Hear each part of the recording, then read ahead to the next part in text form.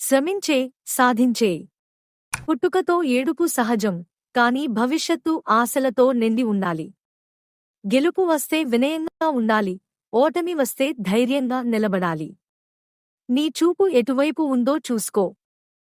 ఏ దారిలో నడిచినా శ్రమ అనేది నీ ఆయుధం. శ్రమ లేకుండా ఏదీ సాధ్యం కాదు.